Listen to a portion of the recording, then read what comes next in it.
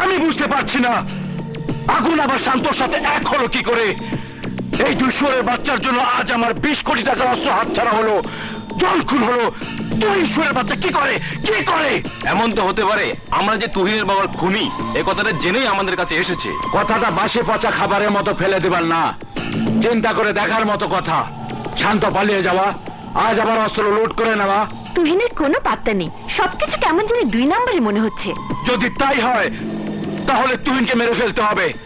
এবার 20 কোটি নকল টাকা দিয়ে আসল 5 কোটি টাকা আনতে হবে। কিন্তু সাবধান, ওই শুয়োরের বাচ্চারা মাটি শুকে শুকে পৌঁছে যেতে পারে। আমাদের খবর কে বা কারা পুলিশের কাছে জানিয়ে দেয়, আমরা কিছু বুঝতে পারছি না।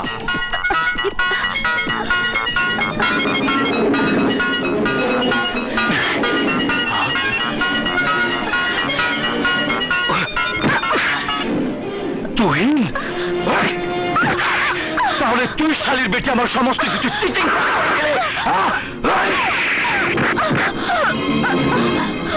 তোর শালিকে।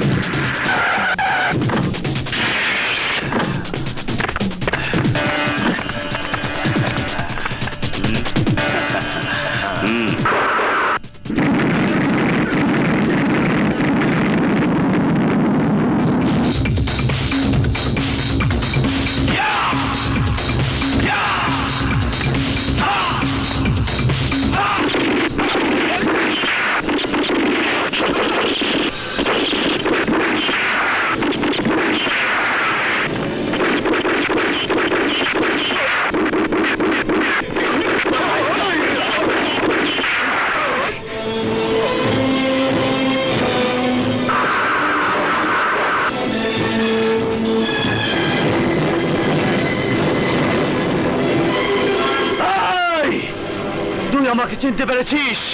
আমার নাম আগুন, আমি তোদের জন্য এক ভয়ঙ্কর মাস্তান।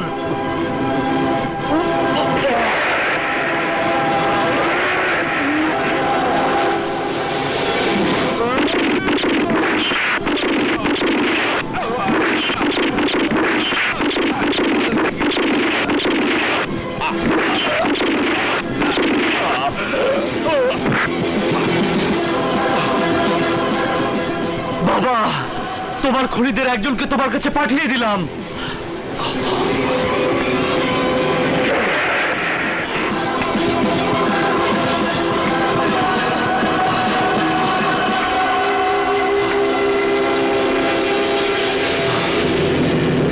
আল্লাহ রে!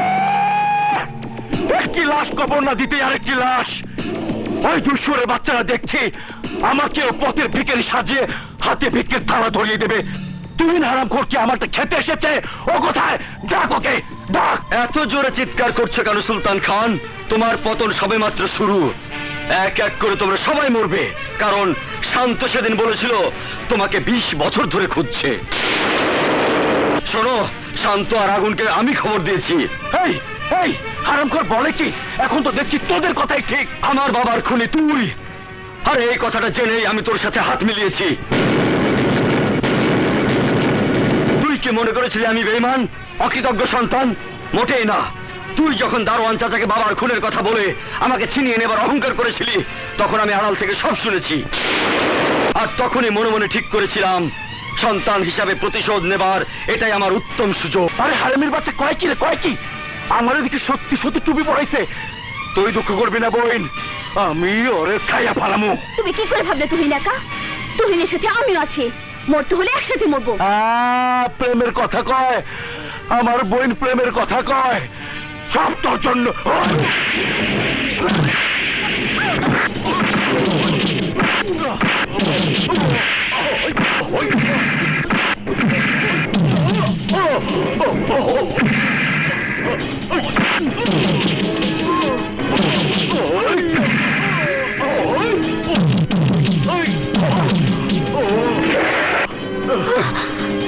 চলো, এই, ওদের ধর।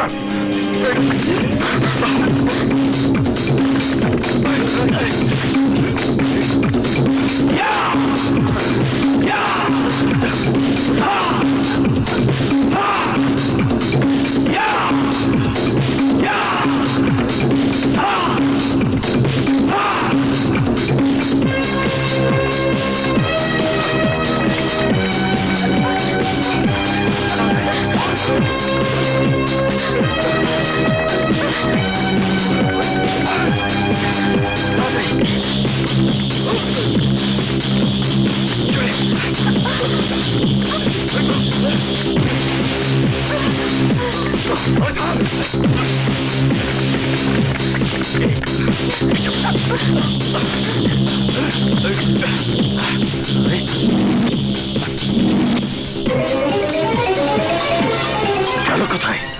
চল। মা, মা, মা, মা, মা গো, তোর ছেলেকে তোর আঁচলের নিচে লুকিয়ে রাখ মা। ওরা তোর ছেলেকে মেরে ফেলবে মা, মেরে ফেলবে। এই, তুই এখানে কেন এসেছিস? এখানে তোর মা বলে কেউ নেই। যা, এখান থেকে বেরিয়ে যা। চাচা, তুমি আমার কথা শোনো। আমার কথা শুনলে তোমার ভুল ভেঙে যাবে। তোমার মনের ভিতরে আর কোনো কষ্ট থাকবে না, কোনো অভিমান থাকবে না। কার উপর অভিমান করবো আমি? কার জন্য আবার কষ্ট হবে? অভিমান কষ্ট তার জন্য হয় যার উপর অধিকার থাকে। তুই তুই আমাদের কেউ না, এই মাও তোর না। বাবা ঠিক বলেছে, এই মা তোর না, আমার মা, আমার।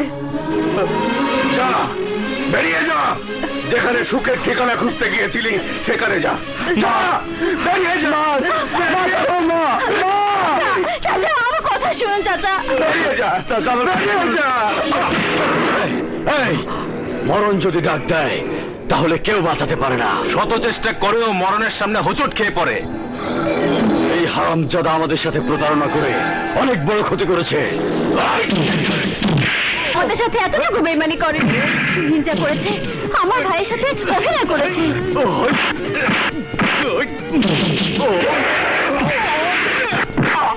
ওরা ওকে মেরে ফেলবে চাচা, ওকে বাঁচাও।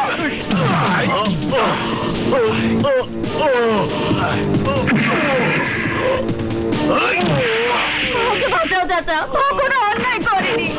ও যা করেছে অভিনয় করেছে। ওকে বাঁচাও চাচা, চাচা, ওকে বাঁচাও, ওকে বাঁচাও।